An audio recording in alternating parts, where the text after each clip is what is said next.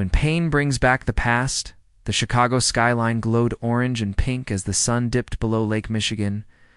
Rachel Martinez clutched her swollen belly, her breath coming in short gasps as another contraction tore through her body. The taxi driver glanced nervously in the rearview mirror as they sped toward Northwestern Memorial Hospital. "Hold on, miss. We're almost there," he said, his voice tight with concern. Rachel could only nod, her teeth clenched against the pain. Her daughter was coming 3 weeks early, and fear mixed with excitement flooded her system. She had prepared for this moment alone, just as she had prepared for everything else in the past 8 months. Her small apartment in Wicker Park had become her sanctuary, filled with baby supplies she had carefully budgeted for on her graphic designer salary. The hospital entrance appeared like a beacon of hope. Nurses rushed out with a wheelchair as the taxi pulled up to the emergency bay. Rachel tried to stand, but another wave of pain sent her stumbling into the waiting arms of a young nurse. "We've got you, honey. Let's get you inside," the nurse said, with practiced calm. The face she never expected to see, the delivery room, was bright and sterile. The beeping monitors creating a rhythm that matched Rachel's racing heart. She focused on her breathing, trying to remember the techniques from the birthing class. She had attended alone while other couples held hands and planned nurseries together. "Ms. Martinez, I'm Dr. Patel, and we're going to take excellent care of you," a kind woman in scrubs said, checking the monitors. "Your contractions are close together. We need to examine you right away." Rachel nodded, grateful for the compassionate voice. But then Dr. Patel frowned slightly as she read something on her tablet. "I see you're listed as high risk due to stress factors. I'm going to call in our head of obstetrics for a consultation. Dr. Holloway is the best we have." The name hit Rachel like a physical blow. Her eyes went wide, and she tried to sit up despite the contraction building in her body. "Please, anyone but him," she gasped. But her words were lost as the pain overwhelmed her. The door opened, and there he was. Dr. James Holloway stepped into the room wearing navy scrubs that matched his intense blue eyes. His dark hair was slightly longer than she remembered, touching his collar, and new lines around his eyes spoke of sleepless nights and heavy responsibilities. For a moment, their eyes locked. The world seemed to stop spinning. James froze in the doorway, his clipboard nearly slipping from his hands. The professional mask he wore cracked just slightly, revealing the shock underneath. "He whispered, so quietly that only she could hear. Memories that won't stay buried 2 years ago. Rachel had been a different person. She had met James at an art gallery opening in River North, where her designs were being featured. He had stood in front of her favorite piece for nearly 20 minutes, studying every detail. When he finally turned to her and said, "The artist understands loneliness," she had been captivated. Their romance had been intense and beautiful. James had swept her into a world of rooftop dinners overlooking the city, weekend trips to his family's lake house in Wisconsin, and conversations that lasted until sunrise. He had made her believe in fairy tales again after years of disappointment. But James came from old money, the kind of Chicago family whose name appeared on hospital wings and university buildings. His parents had expectations, and Rachel, with her modest background and artistic career, did not fit their vision for their only son's future. "Ms. Martinez needs immediate attention," Dr. Patel's voice cut through Rachel's memories, pulling both her and James back to the present moment. James straightened his shoulders, his expression shifting into professional neutrality, but Rachel could see his hands trembling slightly as he approached her bed. "Rachel, I need to examine you to assess how far along you are," he said, his voice carefully controlled. "Is that okay?" She wanted to scream at him to leave, to demand another doctor, but another contraction stole her breath. She could only nod, tears streaming down her face from pain and emotion. The birth of truths as James worked, his hands were gentle but efficient. He called out numbers to the nurses, ordered preparations, and maintained the calm authority that made him one of Chicago's most respected obstetricians. But Rachel saw the tension in his jaw, the way his eyes kept darting to her face when he thought she was not looking. "You're at 8 centimeters, he announced. "This baby is coming soon. We need to get you ready for delivery." The next hour passed in a blur of pain and determination. Rachel focused on the ceiling tiles, counting them to distract herself from both the physical agony and the emotional torment of having. James, so close after 2 years of silence. "You're doing great," Rachel James said during a brief pause between contractions. His voice had softened, carrying a warmth that reminded her of lazy Sunday mornings in his apartment. "Just like you always did everything, with incredible strength." "Don't," she managed to say through gritted teeth. "Don't pretend you know me anymore." The words hit him visibly. But he nodded, returning to his professional demeanor. When the final push came, Rachel poured every ounce of her being into bringing her daughter into the world. The room filled with the sound of a baby's cry, strong and healthy, announcing her arrival. "It's a girl," James said, his voice thick with emotion as he lifted the tiny, squirming infant. "She's perfect." As the nurses cleaned and wrapped the baby, Rachel watched James's face. She saw the exact moment realization crashed over him. His eyes widened as he studied the infant's features, then shot to Rachel's face with an expression of pure shock. "Rachel," he said slowly, carefully placing the baby on Rachel's chest. "When? How long?" Questions without easy answers. The baby had James's distinctive eyes, already showing hints of the same deep blue. Her tiny nose was shaped just like his, and even in those first moments, the resemblance was unmistakable. "9 months," Rachel whispered, gazing down at her daughter with overwhelming love. "9 months since you told me your family came first. Since you chose your trust fund and your parents' approval over us." James staggered backwards slightly, and Dr. Patel caught his arm with concern. "James, are you all right?" she asked. He could not answer. He stared at the baby, at Rachel, as the pieces clicked into place. The timeline was perfect. The last night they had spent together before his mother had issued her ultimatum. Before he had broken Rachel's heart in his family's lawyer's office with papers for her to sign, promising she would never contact him again. Rachel had signed those papers because she loved him enough to let him have the life he thought he wanted. But she had not known then that she carried his child. "Her name is Olivia," Rachel said firmly, looking directly at James. "Olivia Grace Martinez. Jez Martinez. She doesn't need anything from you or your family." The nurses exchanged uncomfortable glances. Sensing the tension crackling through the room like electricity before a storm, James opened his mouth to respond. But Rachel turned her face away, focusing entirely on the miracle in her arms. Her daughter, her responsibility, her future as the medical team finished their post-delivery procedures. James stood frozen by the wall, watching the woman he had never stopped loving hold the child he never knew existed. The life he had carefully constructed according to his family's plans suddenly seemed hollow and meaningless. Outside the delivery room window, Chicago's lights twinkled in the gathering darkness, indifferent to the human drama unfolding within the hospital walls. Rachel kissed Olivia's forehead, whispering promises of love and protection, while James Holloway faced the most important decision of his life. The morning after changes everything. Dawn broke over Chicago with heavy gray clouds promising rain.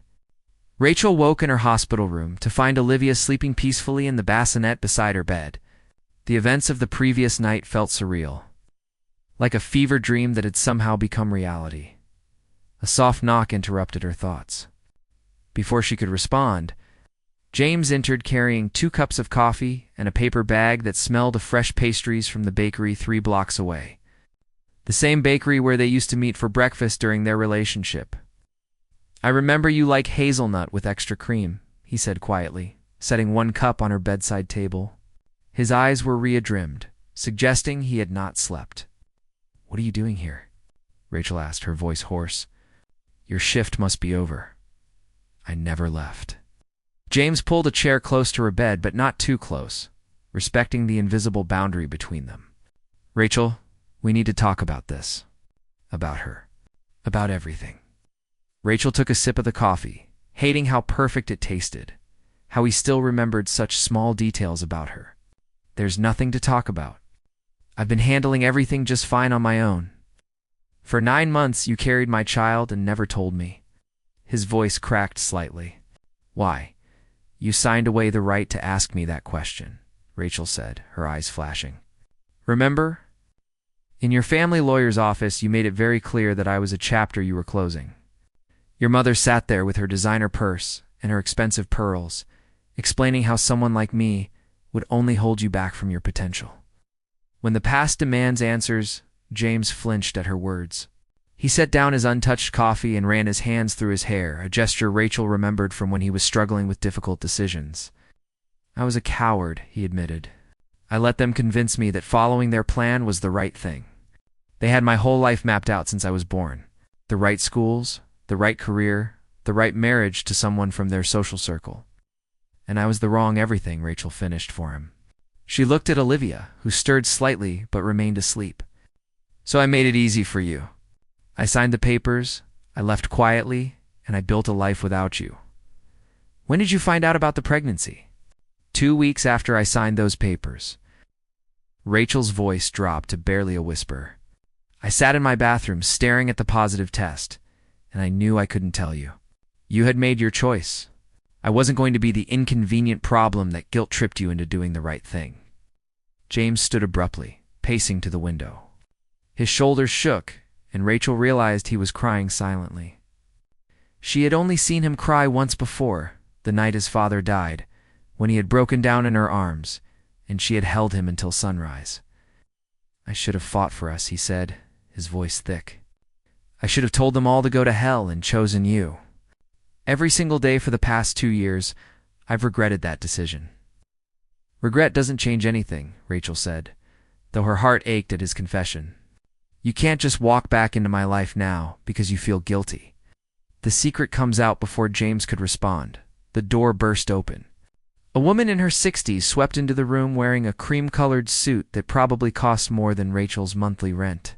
Her silver hair was perfectly styled and diamond studs glittered in her ears. Catherine Holloway had arrived. James, what is the meaning of this? She demanded, her sharp eyes taking in the intimate scene. Your assistant said you spent the night at the hospital attending to a personal matter. I came immediately when I heard the gossip circulating among the staff. James turned to face his mother, his jaw set with new determination. Mother, meet Rachel Martinez, and meet your granddaughter, Olivia. The color drained from Catherine's face. She gripped the door frame for support, her eyes darting between Rachel, the baby, and her son.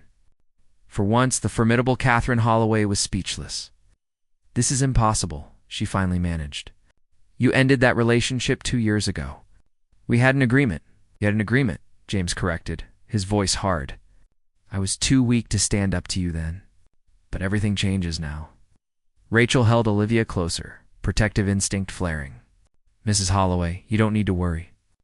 I'm not asking for anything from your family.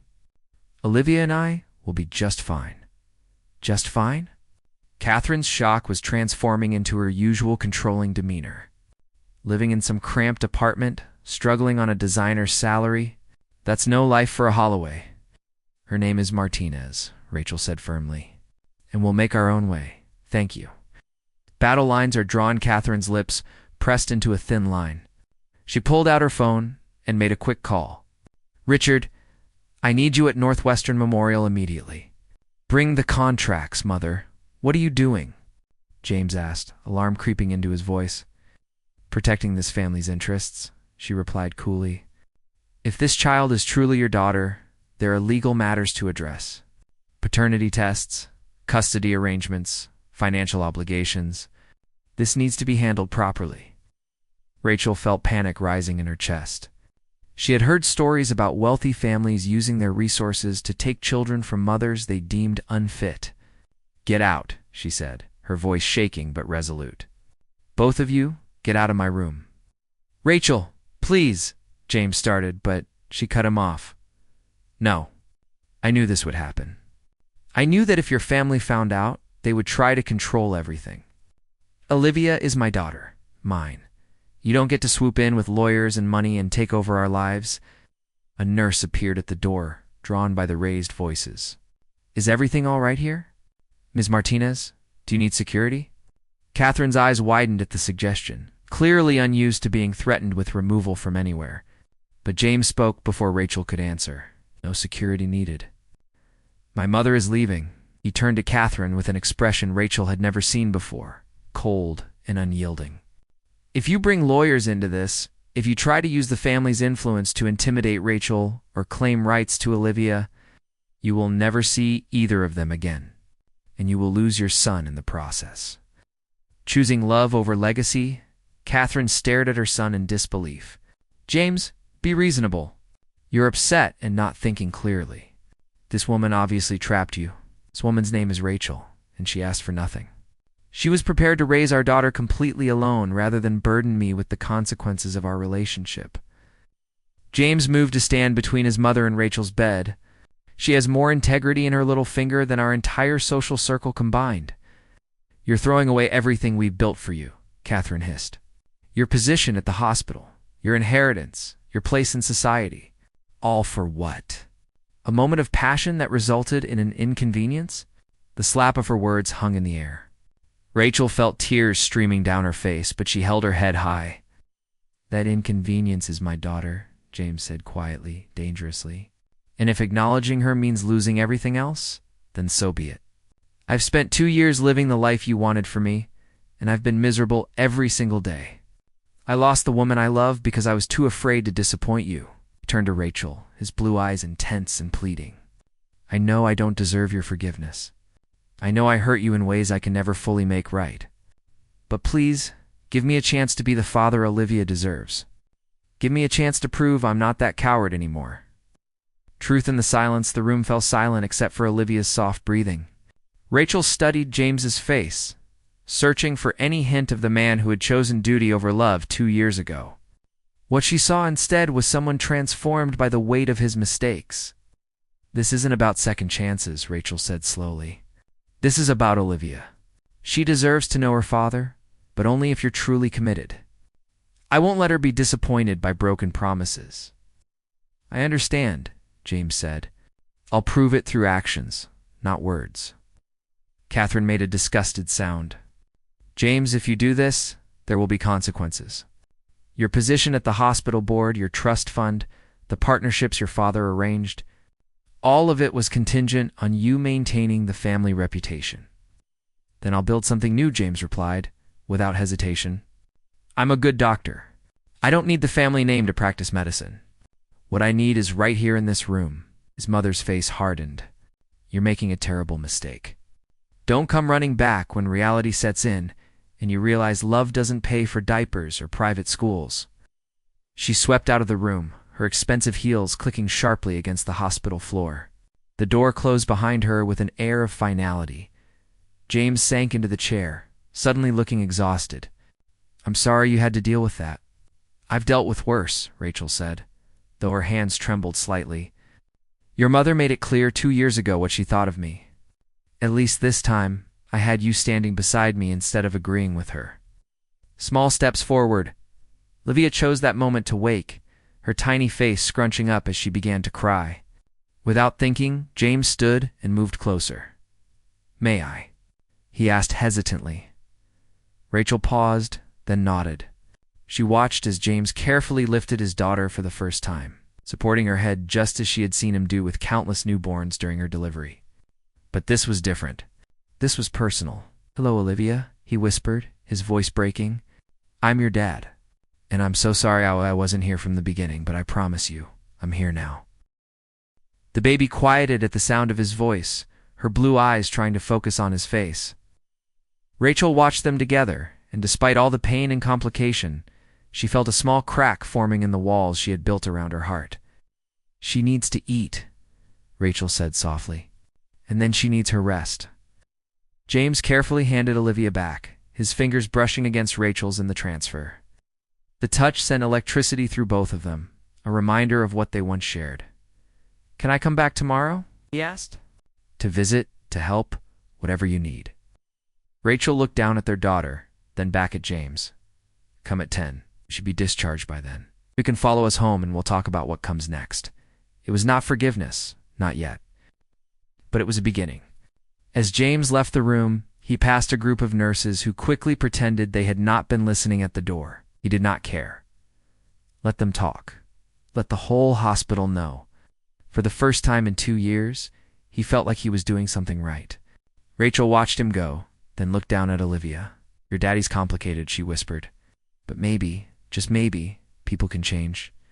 Coming home, the elevator in Rachel's building was broken again, so James helped carry Olivia's car seat and the bags of hospital supplies up 3 flights of stairs to her apartment. Rachel moved slowly, still recovering from childbirth, but she refused to let him carry everything. "This is it," she said, unlocking the door to reveal her small but cozy space. James stepped inside.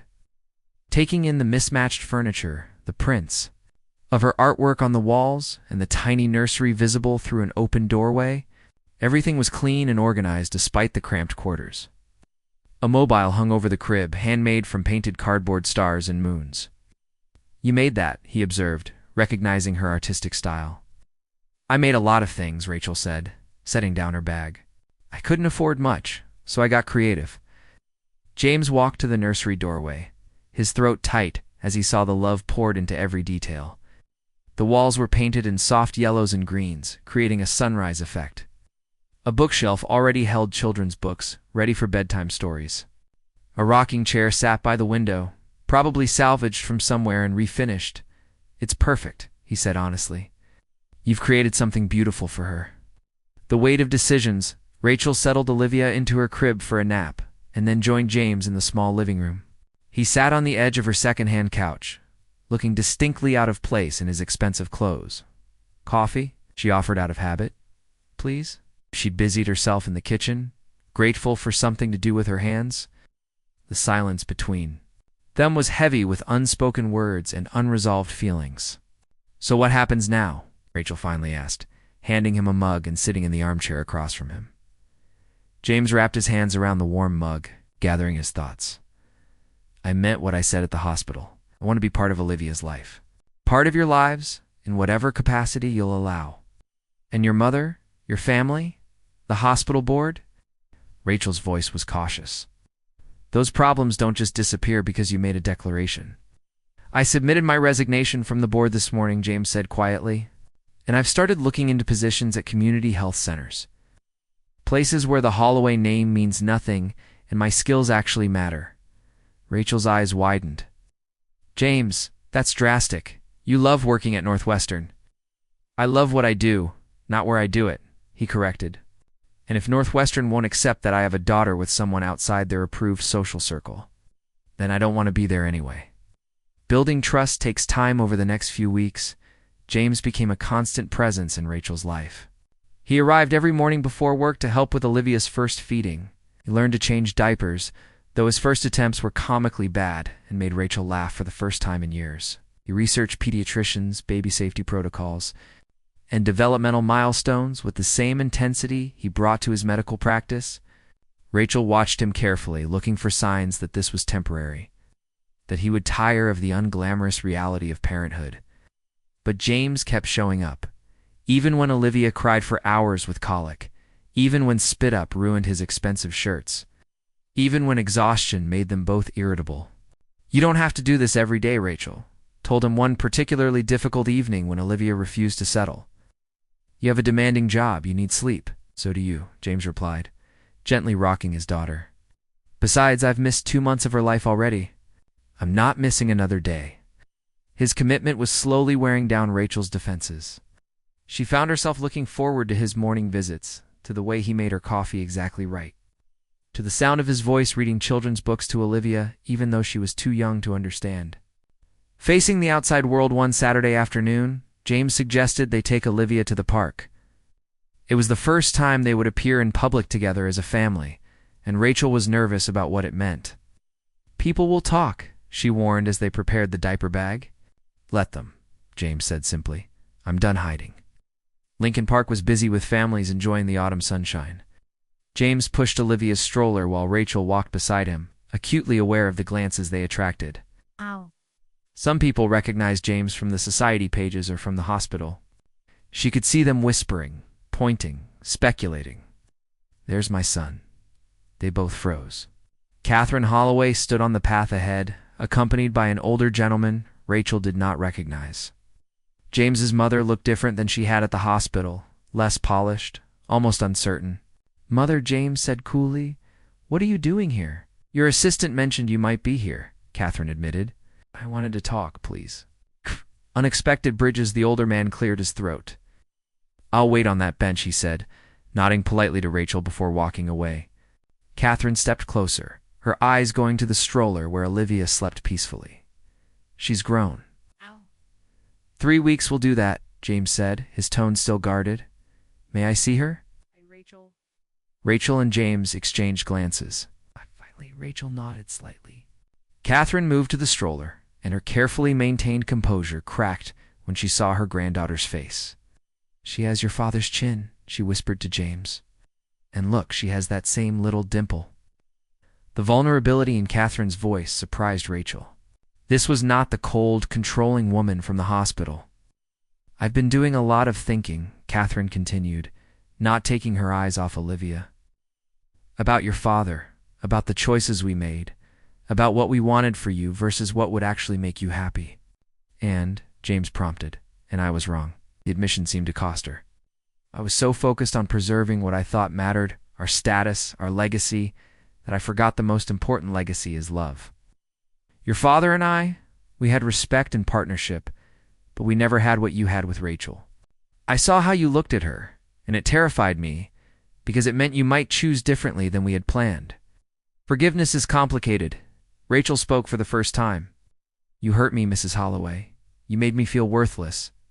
Catherine finally looked at her. "I know, and I'm sorrier than you can imagine. I told myself I was protecting my son, but really I was protecting my own worldview. Turns out, the world doesn't end when things don't go according to plan." "What changed your mind?" James asked skeptically. "I spent 3 weeks watching you be happier than I've seen you in years," Catherine said. "I saw you at the hospital, walking around like you were floating. Your colleagues mentioned you were humming during surgeries, and I realized that maybe, just maybe, you know better than I do what you need in life." Olivia woke up and began to fuss. Before Rachel could react, Catherine asked, "May I hold her?" It was a request, not a demand. Rachel hesitated, then carefully lifted Olivia from the stroller and placed her in Catherine's arms. "Hello, sweet girl," Catherine cooed, her voice softening in a way Rachel had never heard. "I'm your grandmother, and I've been a foolish old woman. But I'm going to try to do better. New foundations." Over the following months, life settled into a new rhythm. James took a position at a community health clinic in an underserved neighborhood where his skills made a real difference. The pay was less, but he found more satisfaction in treating patients who genuinely needed him than in catering to wealthy clients who could afford any doctor they wanted. Catherine made an effort to build a relationship with Rachel, starting with hesitant coffee meetings and gradually developing into genuine friendship. She taught Rachel about navigating healthcare bureaucracy and shared stories about James's childhood that made him groan with embarrassment. "She's actually human," Rachel told James one evening after. Catherine had left from a visit where she had insisted on doing dishes and helping fold laundry. "Who knew?" "People can surprise you," James said, washing bottles at the sink. "Speaking of which, I found a bigger apartment. 2 bedrooms, closer to your studio and my new clinic." Rachel's hands stilled on the tiny clothes she was folding. "James, just look at it," he said quickly. "No pressure. But this place is getting cramped with all of Olivia's things, and winter's coming. That heating system of yours sounds like it's about to die. Just come see it with me." Taking the leap, the apartment was in a renovated building in a diverse neighborhood. It had hardwood floors, big windows with natural light perfect for Rachel's design work, and a nursery that was twice the size of what Olivia had now. The kitchen had space for 2 people to cook together. "I can't afford half the rent on this place," Rachel said, though she loved it immediately. "Consider it my contribution to Olivia's well-being," James said. "You're giving her stability, love, and your time. Let me provide safe housing. We're a team, remember?" Rachel walked through the empty rooms, imagining their life here. Separate bedrooms maintained boundaries, but the shared spaces suggested family. 3-month trial, she said finally. "We try living as co-parents under one roof. If it doesn't work, no hard feelings, and we figure out something else." James's face lit up with a smile that reminded her why she had fallen in love with him in the first place. 3 months. Deal. 6 months later, the morning sun streamed through the windows of their shared apartment.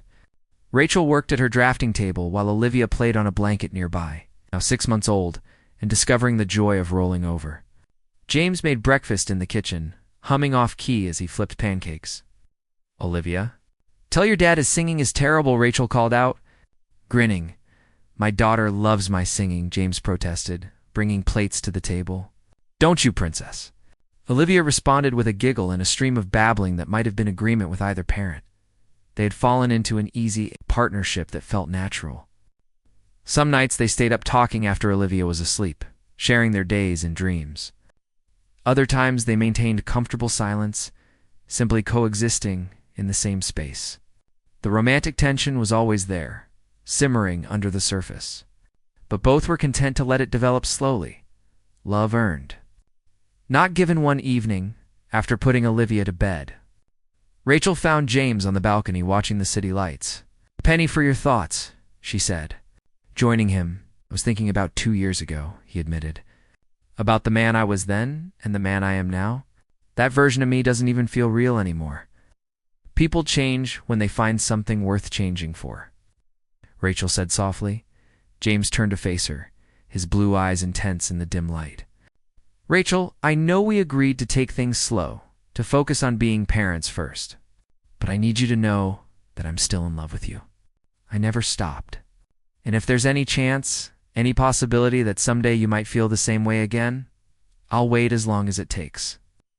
Rachel's heart raced.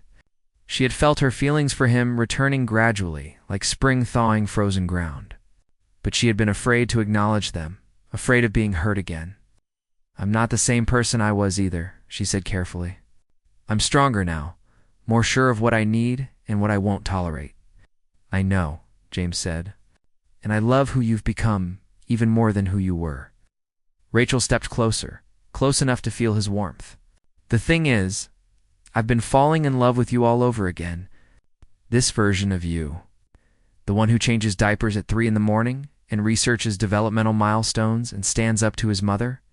This man who chose us over everything else." Full circle, James cupped her face gently, giving her every chance to pull away. When she did not, he kissed her with all the tenderness and passion of someone who knew how precious second chances were.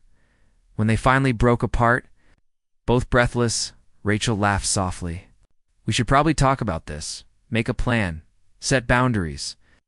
Or," James suggested, pulling her close, "we could just see where it goes. No pressure, no timelines. Just us, figuring it out together." "Together," Rachel agreed, resting her head against his chest and listening to his heartbeat. "I like the sound of that." From inside, they heard Olivia begin to cry softly.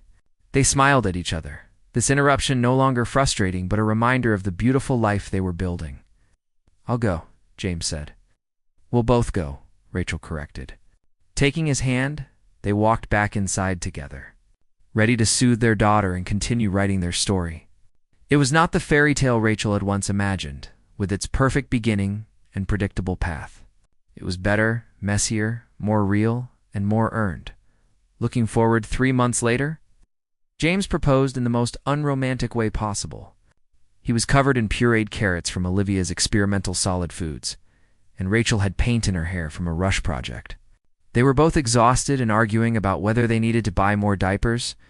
"Marry me," he blurted out in the middle of her sentence about bulk shopping. Rachel stared at him. "What?" "Marry me," he repeated, this time with more confidence. "I don't have a ring yet. I wanted to talk to you first, before buying something you might hate. But I want this. All of this. Forever. The chaos, the exhaustion, the unexpected grocery store arguments. I want to be your husband and Olivia's father officially. I want more babies if you do, or just Olivia if that's what you want. I want to grow old with you and argue about whose turn it is to do dishes when we're 70. Rachel felt tears streaming down her face. That was possibly the least romantic proposal in history. "Is that a no?" "That's a yes, you idiot," she said, laughing and crying simultaneously. "Yes, I'll marry you." Yes. They kissed over Olivia's high chair, while their daughter clapped her tiny hands, delighted by the joy radiating from her parents.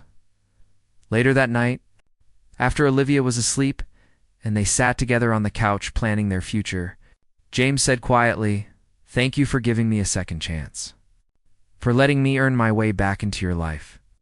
Thank you for becoming someone worth taking a chance on," Rachel replied. "The old you broke my heart. This you've healed it." The road had not been easy, and they both knew challenges would continue to arise. But they had learned that love was not just about the passionate beginning. It was about showing up every day, doing the work, and choosing each other again and again. Their story had started with heartbreak and secrets, but it was ending with truth, commitment, and a love that had been tested and proven real. And somewhere in Chicago, in a modest apartment filled with laughter and baby toys, 3 hearts beat in rhythm, creating a family that was worth every struggle to achieve.